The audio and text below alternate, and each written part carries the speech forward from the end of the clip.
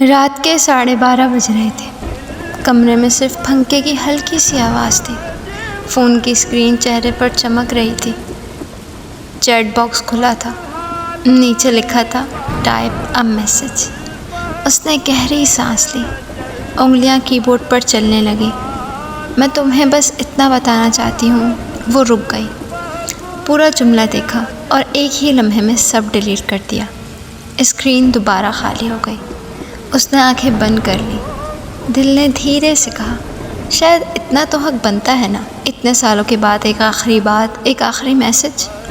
اس نے دوبارہ ٹائپ کرنا شروع کیا، میں اللہ کے لیے یہ رشتہ ختم کر رہی ہوں۔ اس بار اس کی آنکھوں سے آنسو ٹپک پڑے۔ اس نے فون کو مضبوطی سے پکڑ لیا۔ دل عجیب سی جنگ لڑ رہا تھا۔ ایک آواز کہتی تھی بھیج دو، دوسری کہتی تھی مت بھیجو۔ پھر یادیں ایک ایک کر کے سامنے آنے لگی۔ پہلی بار کی کال، پہلی ہنسی، وہ لمحے جن کو اس نے کبھی ہمیشہ کے لیے سمجھا تھا۔ اس نے ہونٹوں کو دبا لیا۔ اگر بنا بتائے چلی گئی تو؟ اگر اسے دکھ ہوا تو؟ اگر اس نے اپنے آپ کو نقصان پہنچا لیا تو؟ اس کا دل ہر سوال کا جواب ڈھونڈ رہا تھا، لیکن اچانک اس کے ذہن میں ایک اور خیال آیا، اگر یہ میسج ہی مجھے دوبارہ اسی راستے پر لے گیا تو؟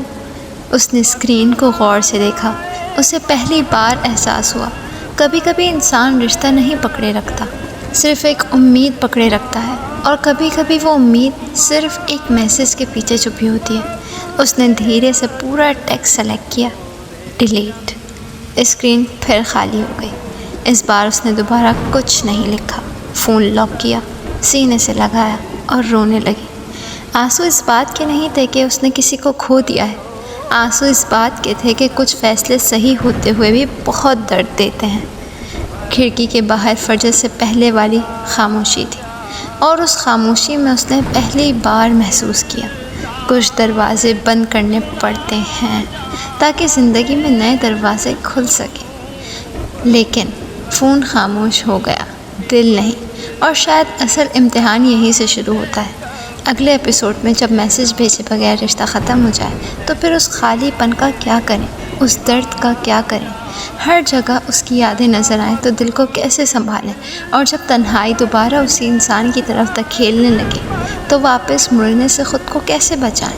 یہ سفر صرف رشتہ چھوڑنے کا نہیں، بلکہ اپنے دل کو دوبارہ جینا سکھانے کا اور اللہ کی طرف واپس لوٹنے کا ہے۔ ایپیسوڈ 4 کمنگ سون۔